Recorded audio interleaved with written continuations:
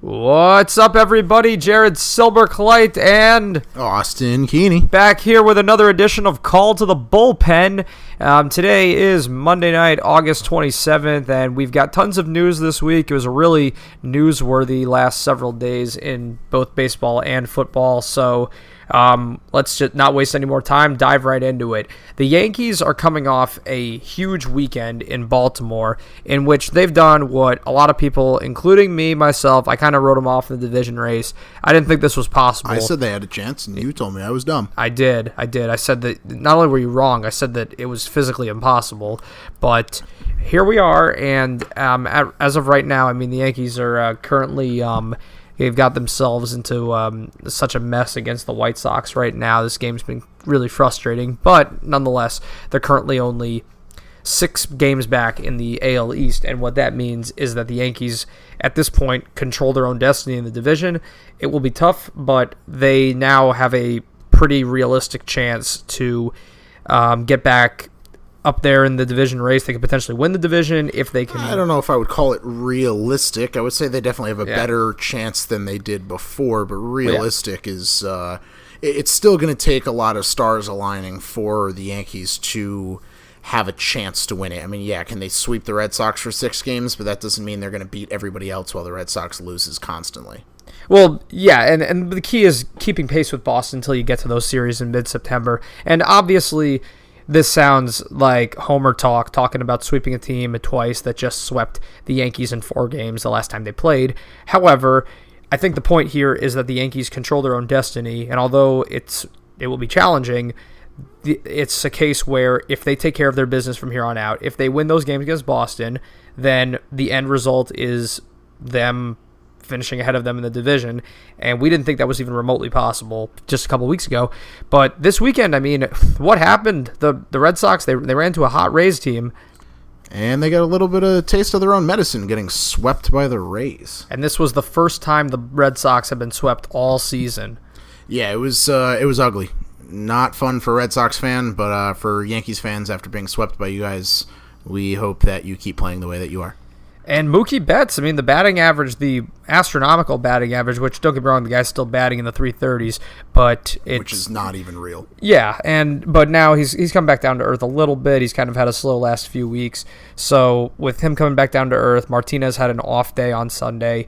The Rays have been playing some really good baseball over the last couple months. They're a young team, which I think they've got too big of a hole to threaten for a playoff spot this season. But they've given the Yankees a hard time, and now they give the Red Sox a hard time.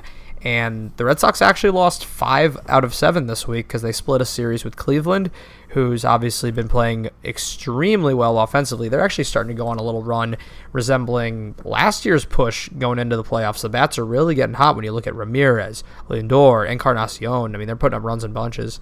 Yeah, I mean, the Indians have a good team. We've said it all year, and just like last year, we'll see if they can make a little push to the end here. I doubt they'll play as well as they did at the end of last year because I don't even know if that's possible anymore. But we'll have to see. I mean, they have a really good team and they're hitting very well and they're winning the games they need to win.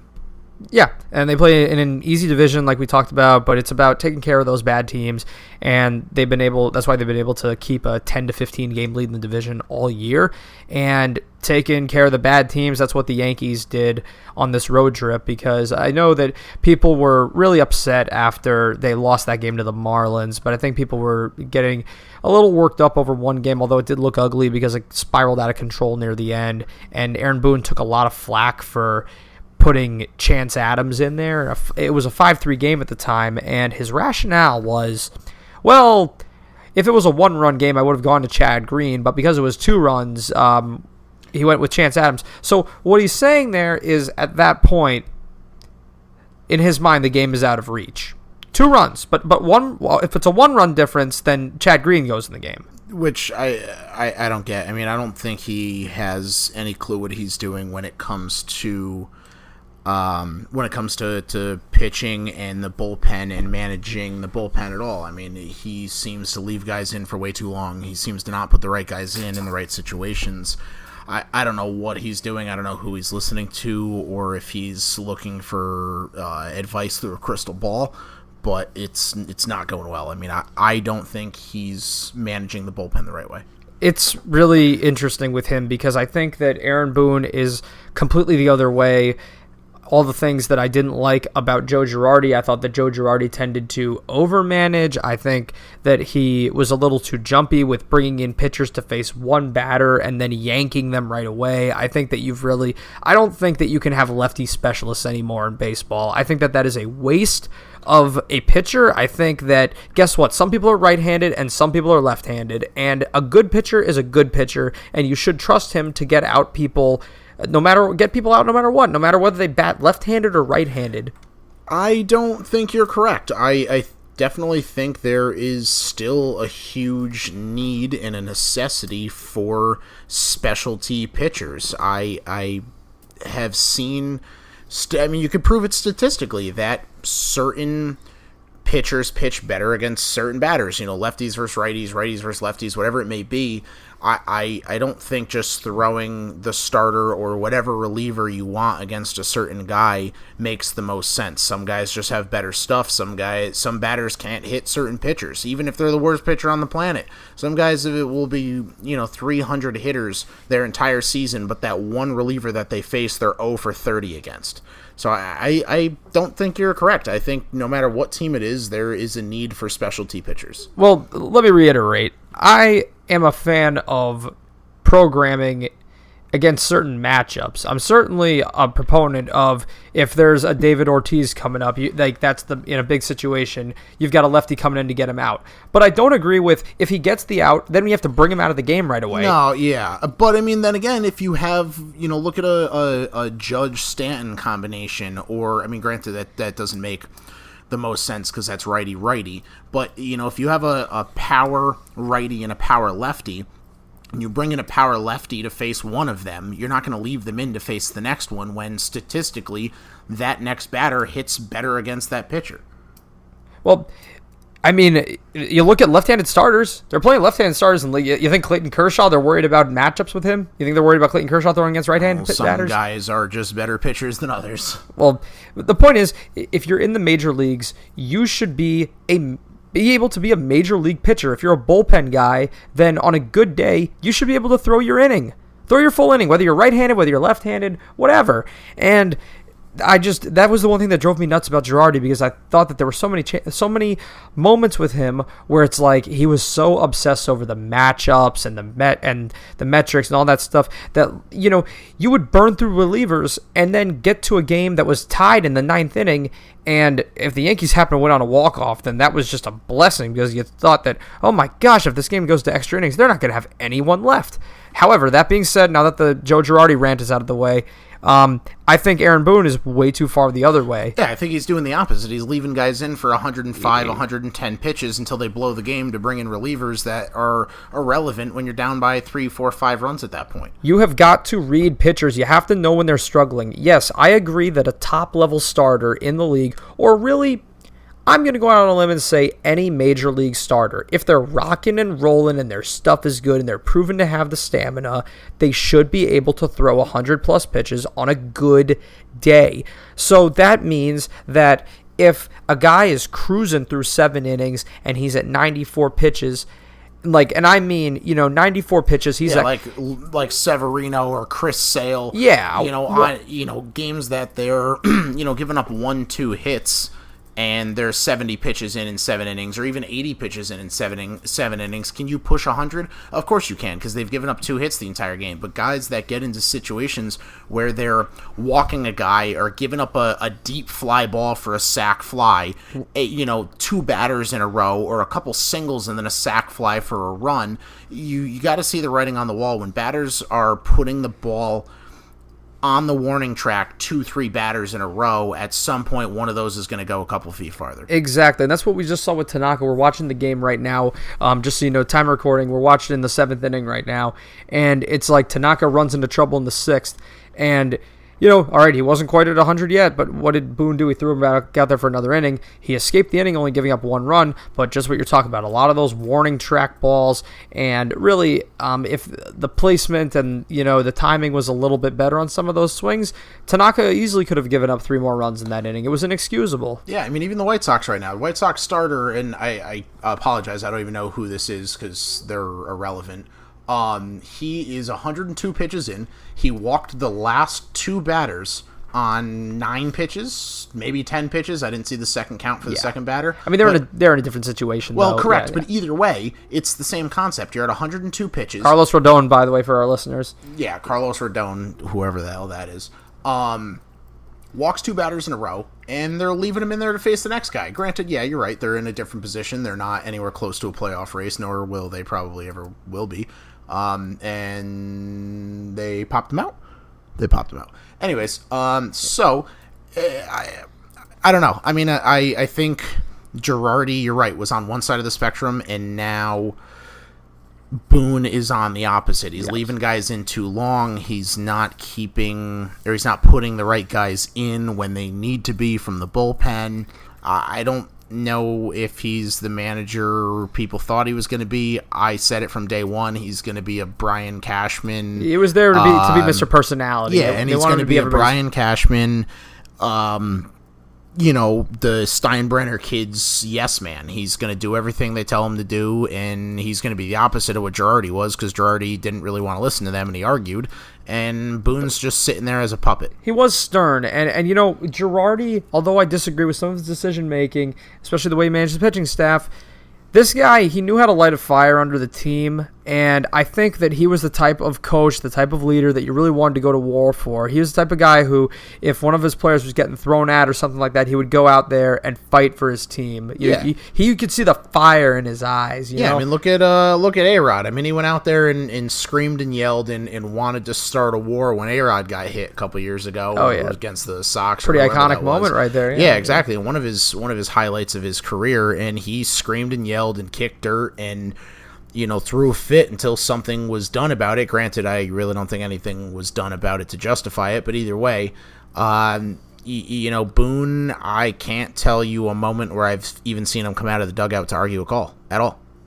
Yeah, he's been ejected once or twice, but he's walked out there and calmly told them some bad words, and they told him to go take a shower. It wasn't screaming and yelling and throwing profanities. No, more or less the point's definitely there. But now that being said, after we've been trashing Aaron Boone and the Yankees for the last several minutes, they're coming off a hot weekend in Baltimore right now, and Miguel Andujar is swinging a hot bat. I mean, this guy has firmly surpassed Gleyber Torres in the Rookie of the Year race. And that being said, Gleyber has actually come around with some multi-hit games. It looks like he's starting to find his swing after a tough stretch coming off the DL. But let's talk about Miguel Andujar, man, because this guy is he's pretty much the hottest hitter on the team right now. Yeah, no doubt about Andujar. I mean, he's been hitting really well. So far this season, he's hitting .303, 21 home runs, 72 RBIs, on pace for 90 RBIs, maybe a couple more, hopefully. But I mean, even a couple days ago, 4 RBIs in a 2-for-5 game with 2 runs scored, home run in that game.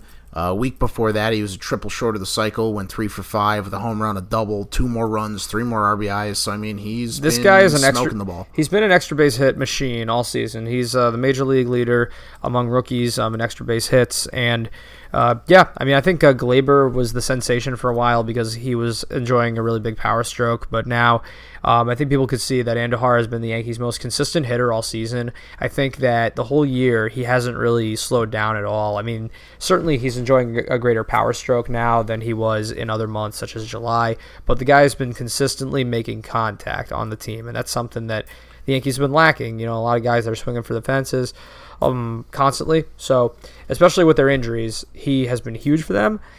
Also, the breakout performer of the weekend in Baltimore, a 4-game sweep.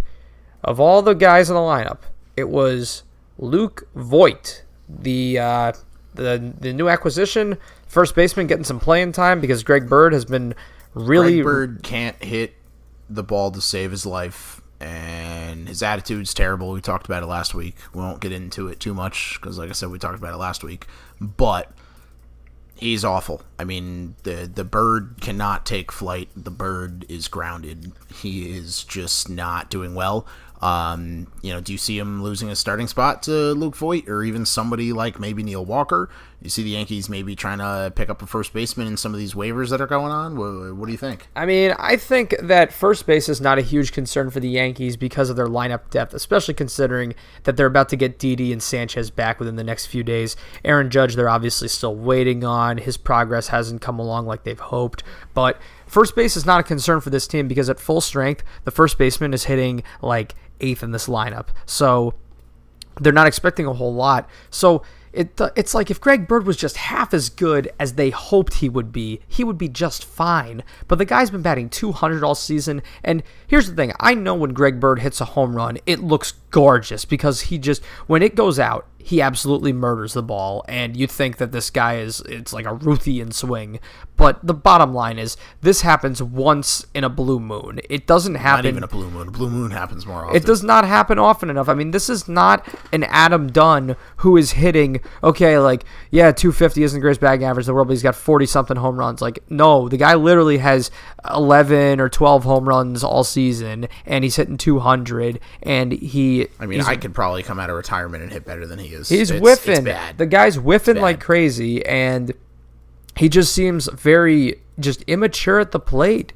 And he is the weak spot in the lineup. He's been, Sanchez was almost as bad. At least he was when he did have his 1-for-4 performance, he would drive in some runs.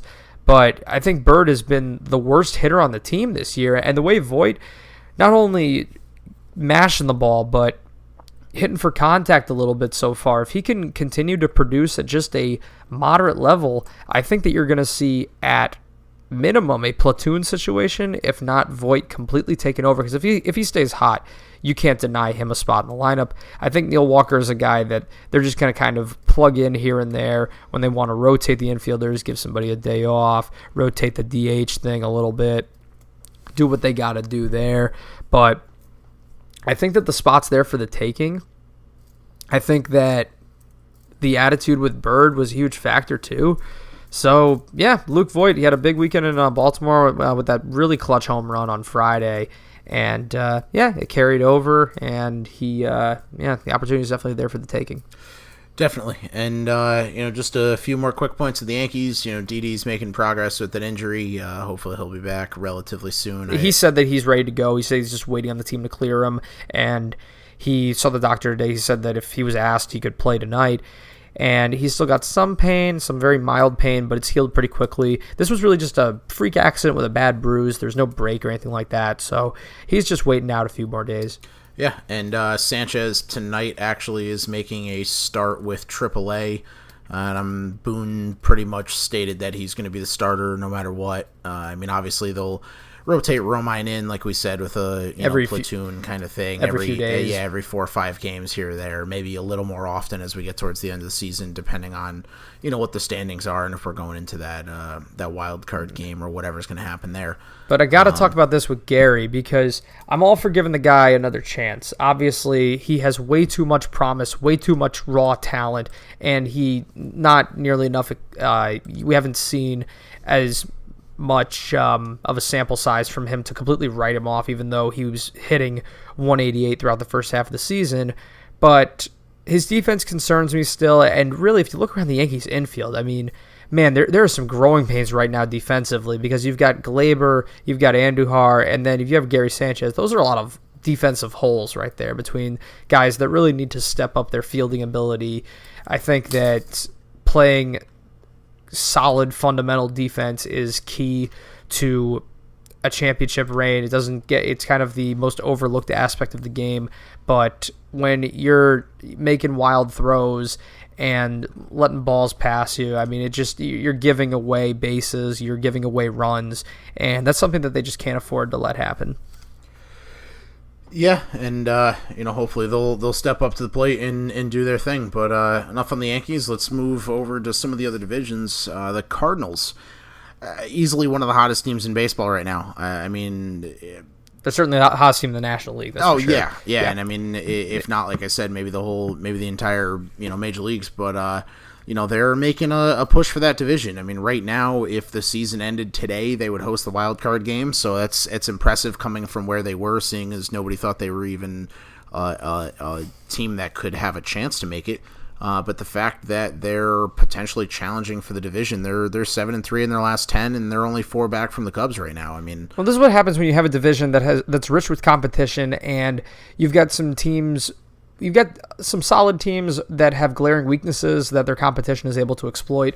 And the Cubs, they've been up in that division all season, but they have constantly blown chances to really bury their main rivals, their main competitors for that top spot. And now they're still in first place, but it's a slim lead, just a few games. And the Brewers, I think their pitching just hasn't been up to par. I think that's what's always held this team back. It's what people thought was going to hold them back earlier in the season. And they're still very much in the race, though. If the season ended today, it would be Brewers at Cardinals. But the Cardinals are definitely on the up and up. Matt Carpenter has been extremely hot power-wise over the last few months. He's leading the National League in home runs, and he's already surpassed his career total. I mean, the other day against the Rockies, that was a big series win for St. Louis, by the way. Carpenter went 4 for 5 with 4 doubles and 2 RBI and 2 runs scored. So, again, that was a big series win for the Cardinals between two top contenders. It's exciting, the back and forth in the National League. I mean, there's been no amazing team to watch that's really knocking everyone's socks off in the National League, but you gotta love the back and forth competition. You gotta love the fact that you have 8 teams battling for 5 playoff spots, and any combination of those 5 you feel like right now could be your playoff teams between the Braves, Phillies, Cubs, Cardinals, Brewers, Dodgers, Rockies, and Diamondbacks. I mean, the Diamondbacks have kind of been the forgotten ones because they've been in first place this whole time. I feel like I kind of wrote them off a couple weeks ago, but they're still standing. And I think the Dodgers are the flashy ones that everybody expects to come around, but they wouldn't be in the playoffs if the season ended today. They're only a couple of games out, though, and they certainly got a lot of talent. So, I mean, all these teams, they have their strengths, their weaknesses, and it looks to be really dicey heading into September.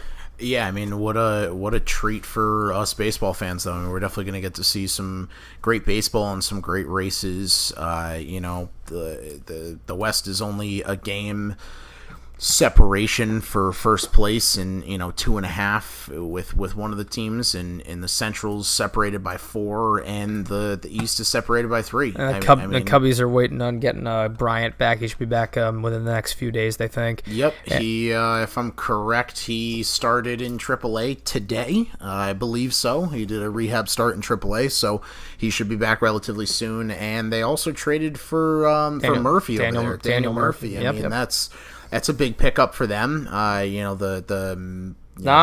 a guy who has been one of the best contact hitters in the National League over the last few years, but a guy who has experience killing it in the playoffs. And not just the playoffs, but all the way to the World Series. I mean, this guy, I'm going to say without him, the Mets would not have gotten to the World Series against the Royals a few years ago. So if you look at the Cubs, I know they've been in a position to do this all year because they have, by a narrow margin, held the best record in the National League for much of the last several months.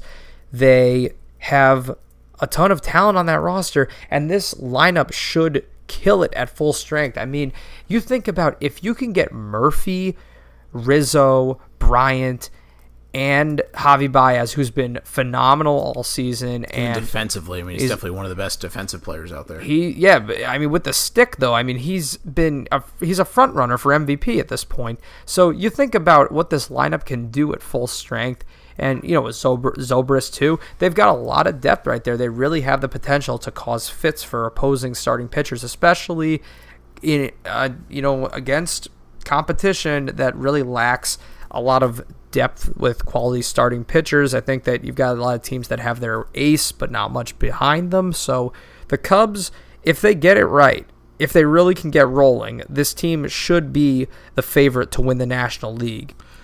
I mean, I don't see why they wouldn't be the favorite. They have the best record in the National League, and I would say they're favored to make the playoffs, if not get pretty far in it. Well, even if it's by a narrow margin, you still have the best record in the National League. Oh, well, it's only by a game. It's still the best record in the National League. It is, but they've been playing 500 ball over the last few months, so I don't think that... And they still have the best record in the National League. There really is no clear-cut favorite in the National League. I think it's going to be an exciting postseason, but I'm just saying that on paper, especially when you factor in their playoff experience too, the Cubs, if at full strength, this team is as they can beat anybody, so there's a lot of potential over in Chicago. And throwing it back to the American League, though, you've still got a tight race in the AL West. I mean, they've really, honestly, the A's and the Astros are starting to create, more specifically the A's, they're starting to create some distance between them and Seattle. They're now 5 games ahead of them for the second wild card spot, and they're keeping pace with Houston. They're only a game and a half out of first place, and they've got a big series with Houston this week. And Houston's playing great ball. I mean, offensively and defensively, they're winning games. I mean, they have a 5-game winning streak going, and they're starting to get healthy again. Yeah, they're starting to get healthy again. It's great to have Altuve back. He made a couple of great plays the other day. I was watching one guy on first, one out, pop up. Guy on first didn't leave first base. Batter didn't leave the box. Let the ball drop right in front of him. Threw the guy out at first. Caught the ball on the way to second and tagged him out. You know, a huge baseball IQ double play to keep that, you know, winning streak going. I mean, they're playing great baseball, and it's great to have a guy like that back. You know, whenever you can have baseball IQ like that to get some free outs is you know, major for any team. Oh, of course. Altuve has been one of the best players in Major League Baseball the last few seasons, so I think we said it before. If it's pretty obvious. The Astros, they're not going to be able to go as far as they want to go without a guy like that. But the A's just lost a major player, hopefully not for an extended period of time. It doesn't seem like anything crazy, but Sean Manaea did hit the DL with a shoulder issue. So that's a guy that you don't want to lose right now. You don't want him missing starts because this is a team that played most of the season without Trevor Cahill. You really need a solid 1-2 punch in the American League when you're talking about the high-powered offenses you're going to have to deal with in October. You're talking about the Yankees, Red Sox, Indians, Astros. You need good starting pitching. You have to have starting pitching. Yeah, and to have your best starting pitcher on the DL a couple weeks before the end of the season in a playoff race is not good. Yeah, because, I mean, you know, at full strength, you know, a rotation of Manaea, Fires, Cahill, that could be pretty solid for an ALDS if they were to make it that far. So, yeah, and they, you know, and that's at this point. I mean, if you've got an opportunity to overtake the Astros for the division, which they've been leading all season long, the fact that they could potentially avoid that 1-game wild card, which has been what people have been thinking is a foregone conclusion for them, they've got a more realistic chance right now at winning their division than the Yankees do at winning theirs. So, again, this is not the type of loss that they need right now, but it seems like this is just going to be, it could be a minimum 10-day stint, maybe 2 weeks. We'll see how it pans out, but certainly the A's have a huge opportunity right now. Their lineup has been producing, though. Chris Davis is really mashing the ball. So, yeah, things are looking up in Oakland for the first time in a while. Yeah, and, you know, like I said, it's going to be a fun September, October to see what happens in all of these divisions. I mean, there's really not a division that is completely blown out of the water other than the AL Central, because Cleveland's disgusting. But other than that, it's going to be really fun baseball to watch for the next couple of weeks and months. Yeah, and I believe that means that it is, it's football o'clock right now. So let's switch gears and talk some NFL preseason. We're getting closer and closer. We're just about a week and a half away from the kickoff, Eagles versus Falcons, and we have some developments in the preseason. First up, Marquise Lee of the Jaguars just had season-ending surgery because of a very low hit. I mean, this very low hit. I mean, this thing, you know, this is a direct product of the new targeting helmet rule. Player was trying to avoid getting fined, suspended, penalized, what have you. So the ankle was bent in a way it was totally not meant to bend. It was a really disgusting play to watch unfold. It was just really ugly. One of the And it's not like it was intentional. I mean, No. was he going low intentionally to avoid this new helmet rule? not intentional to hurt. Correct. Yes. There was no malice intention in the tackle, but he went low, which is exactly what we talked about, to avoid this helmet contact rule, and this is a direct result of it. And it was still called a penalty. It was still called an illegal hit. They still gave him a 15-yard penalty, and he went low to hit the guy in the knees so that he would avoid this hit to the helmet, and yet here we are, still getting penalized. Well, it's a hit with the helmet. That's most correct. That's so these umpires, these referees, the league, the players, no one has any idea how you're supposed to tackle people. You tackle somebody high, 15 yards. Tackle somebody low, 15 yards. Break their leg, 15 yards.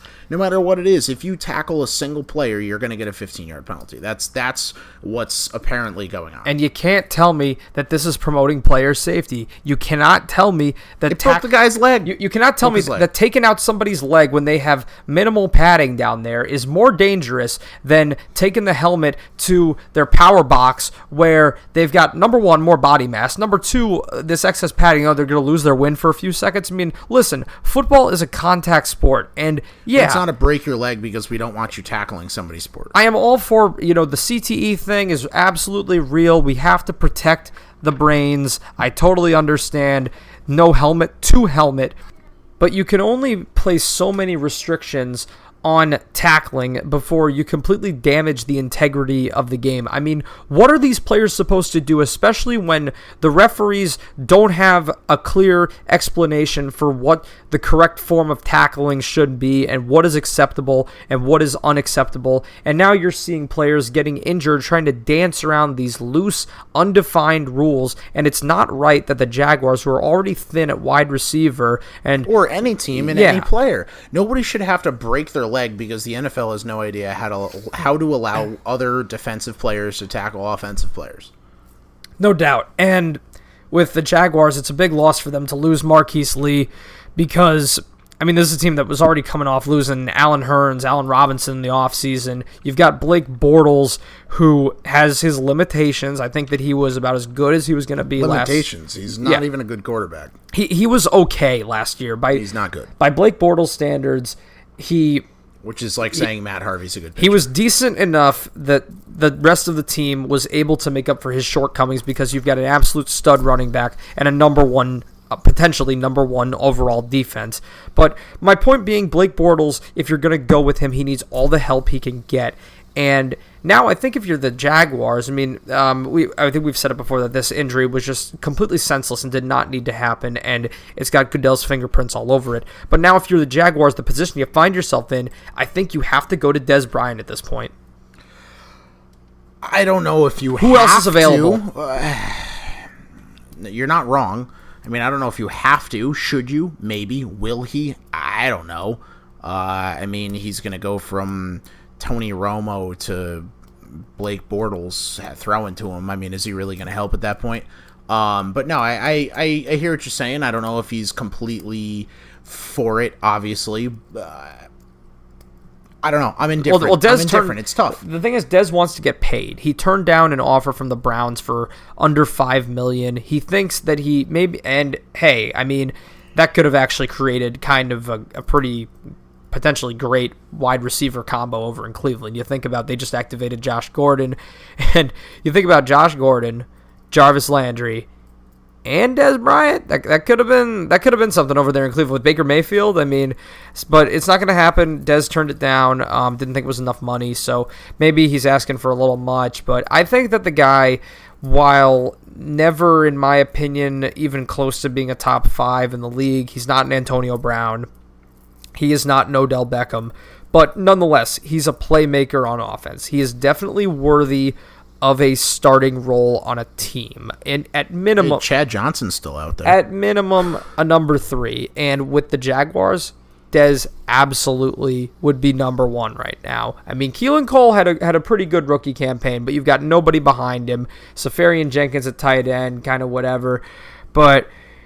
you've got like some journeyman guys on that roster, but again, Could a really good quarterback make it work? Yes. Is Blake Bortles at that level? No. So I think at this point, you have to at least entertain the idea of signing Dez. I think you need to bring him in. You've still got a couple weeks. See how it works in practices. You know what I mean? Unless the guy's asking for $15 million, which I don't think it's going to cost you that much. So, I mean, what do you think? I think it's an option. I mean, like you said, there really aren't a lot of guys available out there, and the guys that are probably not up to par or any better than Dez. I mean, does Dez still have a little bit in the tank? Maybe enough to get the Jaguars where they need to be, or at least somewhat close where they need to be until they have some, potentially healthy wide receivers come back. I'm sorry. We've got this Yankees game on in the background, and I keep getting distracted every few minutes, so I feel like I just finally need to say something on air because we've had to pause 1,000 times. I don't understand how A.J. Cole is still wearing a Yankees uniform right now, or if he is wearing a Yankees uniform, it needs to be a single-A Tampa Yankees uniform. This guy is a disgrace to this team and everything they should stand for. Every time they throw this guy on the mound, it is an utter train wreck, both pitching-wise and defensively. This guy is an embarrassment to Major League Baseball pitching. That's it. No more. Okay, back to football now. Austin, take it away. Wow. Anyways, so yeah, back to the whole wide receiver thing. Does Dez have a shot in Jacksonville? Maybe. He ought to. He should. How can you not entertain? Who else is out there? You should maybe talk to him. I don't know. There really isn't many other people out there, like I said, other than maybe Ocho Cinco, because I know he still wants to play. Speaking of wide let's receivers, go for a guy who's not looking for an AARP card. Exactly, yep. Or needs a walker to get out there. We're talking about money. Yeah. Speaking of wide receivers, as of today, Odell Beckham signed a new 5-year extension with the New York Giants. The deal will average $18 million a year with another $5 million in bonuses. Fully guaranteed $41 million, so I'm sure he's going to go out and buy a new car, probably if he hasn't already, relatively soon. And an injury guarantee of $65 million. And as of now, it's the largest contract ever for a wide receiver. So he on annual pay basis. Pay basis. Yep. So he is the most expensive wide receiver out there, and most valuable. Do I think he's the best wide receiver out there skill-wise? I'd hazard to entertain the thought. When this guy... Antonio Brown is great. Antonio Brown's phenomenal. And I look at Odell's athleticism, his ball-catching ability, the things he's able to do out there on the field. Antonio Brown's no joke compared, though. I mean, I don't know if I would put one above the other. You've got the two best wideouts in the game. Yeah, no doubt. And I was listening to the Michael Kay show. Michael Kay and Don LaGreca really put it perfectly, especially Michael Kay, talking about how when the Giants, when they drafted Saquon Barkley, when Dave Gettleman announced a commitment to Eli Manning as the starting quarterback this season, what he was saying was, we are trying to win now. The 3-13 season was an anomaly. It doesn't necessarily mean that it's rebuilding time for the Giants. Last year was a case of everything that could go wrong did go wrong, but Dave Gettleman obviously has confidence in this roster. It's why he picked Saquon Barkley second overall. It is why he just signed Odell Beckham to this lucrative deal. He believes that this offense has the capacity to create absolute mayhem on the football field, and I have to agree with him. And this deal, it shows confidence in this team to put together, not only make the playoffs, but potentially make a run this year or next year. They think that Eli Manning has one last Super Bowl run in him. And they potentially do. I mean, having Odell for another 5 years is massive, especially if you have Eli for maybe 2 or 3 of those years. I don't think Eli will play out all 5 years of Odell's extension. But they have him under contract for another couple years. Correct. So, I mean, will he be there for the next 5? I don't know, but I mean, at least in the next 2 to 3 years, you have a pretty good potential. But if your offensive line revampment project works, now you have the pieces in play to where you can welcome in a new quarterback that maybe doesn't need to be a Peyton Manning level player or even an Eli Manning level player. You get a guy who can come in and learn, and you have all the tools for success. You've got a good foundation, a good head coach in Pat Shurmur. You've got an experienced offensive coordinator in Mike Shula. You have, if this offensive line rights the ship, you've got a slew of weapons on the offense, guys that are mid-20s or under, with Saquon Barkley, Odell Beckham Jr., Sterling Shepard, Evan Ingram. This could be a really good offensive foundation for Eli Manning right now and whatever the quarterback direction is 5 years from now and beyond. Yeah, and even on defense, I mean, they're switching their defensive scheme to a 3-4 for the first time in God knows how long. Unfortunately, Olivier Vernon went out with a high ankle sprain, 2 to 3 week time frame right now. But if they can use what they have on defense to complement this, new offensive strategy and new defensive strategy, I mean, I think they really have a decent shot in the next couple of years, especially maybe if they don't make it this year, if they can maybe pick up another corner, another linebacker or something like that in the near future. I think they're struggling a little bit in the cornerback area. I think they can. Well, Eli Apple, had his issues last season, but I think that right now they feel like this guy who was a high draft pick just a few seasons ago has shown some flashes. Gettleman and Shurmur, they're willing to give this guy a fresh slate. Obviously, his attitude rubbed a lot of people the wrong way last year, but they're gonna take a chance on him. I know I've been soured on his performance, but he's gonna have to step up. He's definitely moved up on the depth chart with the fact that they moved on from DRC, and it's going to be him and Janoris Jenkins next year. Yeah, and speaking of Rogers Cromartie, he just signed with the Raiders, bringing some depth to that defense.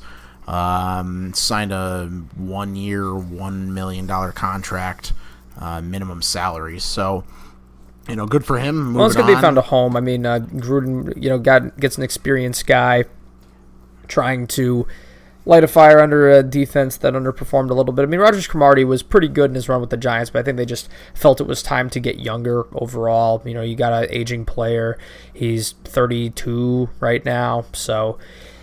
And speaking of the Raiders, I mean, what's going on with this Khalil Mack thing? I mean, they still haven't signed him. There's no time frame for signing him. There's no time frame for any of this kind of stuff.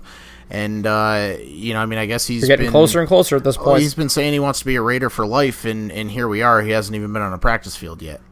Yeah, he's the epitome of a Raider legend. I mean, he is meant to be in that uniform for a very long time. He's the staple of that franchise, and yet you're holding out on him for what? Pennies?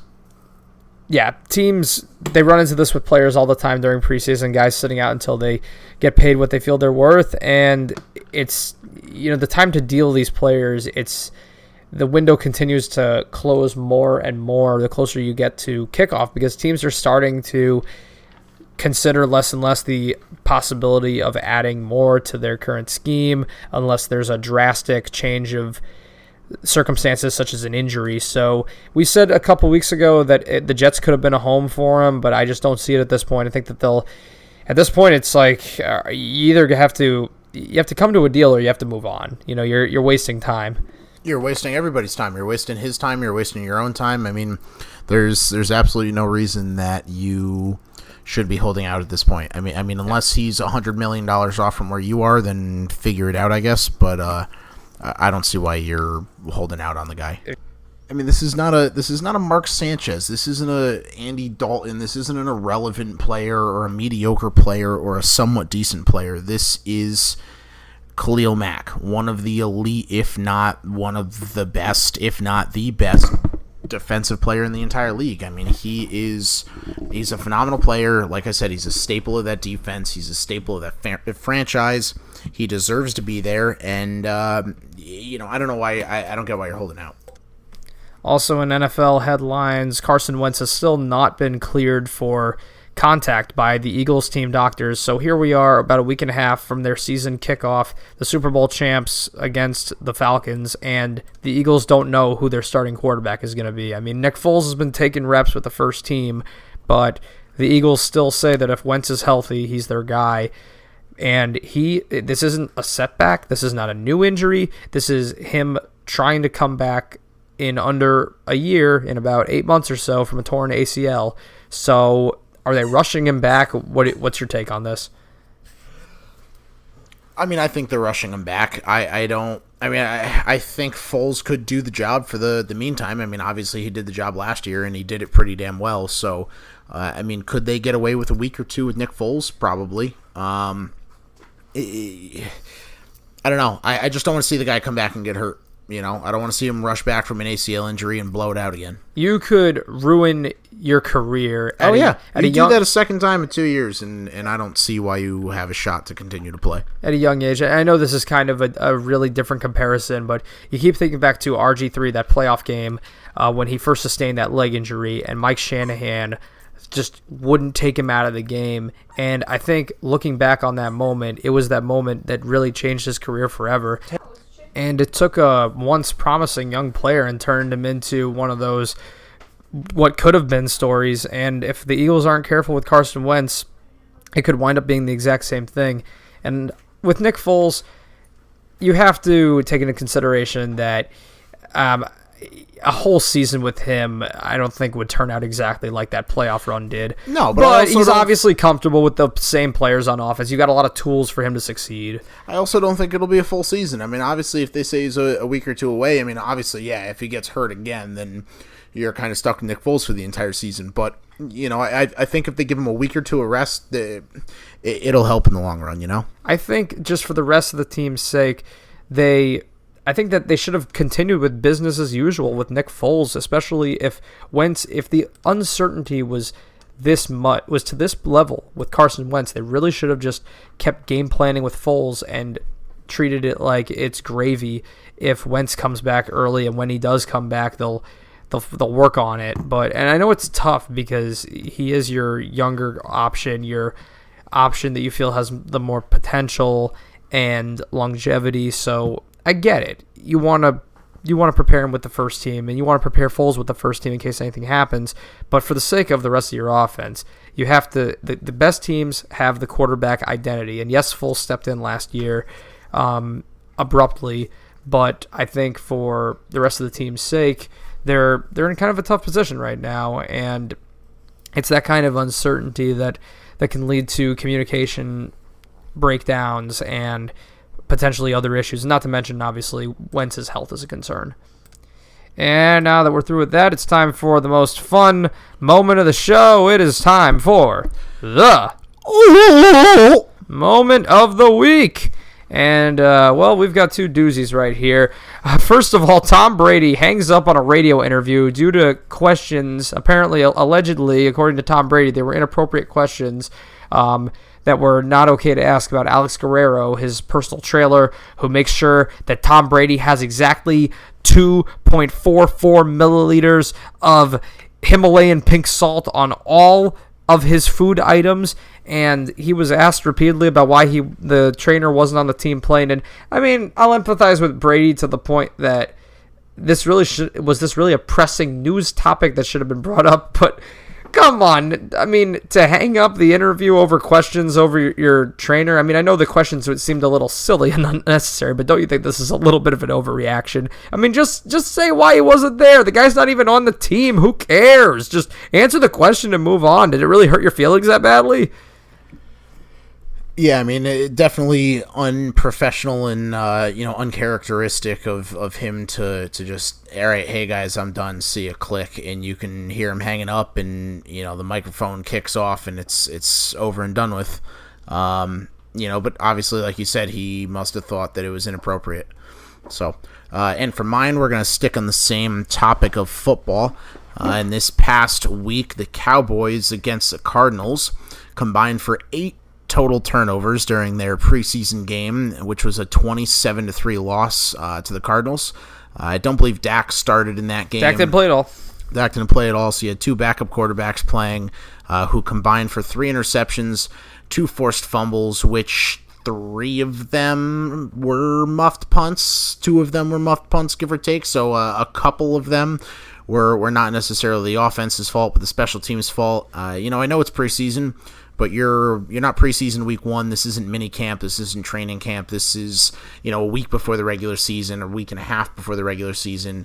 These guys are now getting half the game to start, maybe a little less than half the game to start, and you're giving up, the football 8 times to the Cardinals. I mean, I get that the Cardinals are a pretty decent team.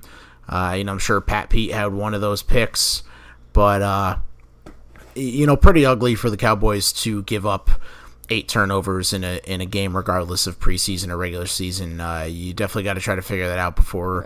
We know. Starts. It was backup players. We know it wasn't the first team offense, but still, I mean, come on, it's to have 8 turnovers. That's just pretty great. I mean, I'm gonna savor this as a Giants fan, and if you're an Eagles fan or a Redskins fan, I mean, this is just comedy gold. And let's just hope for our sake that there are many more bright and shining moments from the first team Dallas Cowboys in the 2018 regular season, and not the postseason because they stink.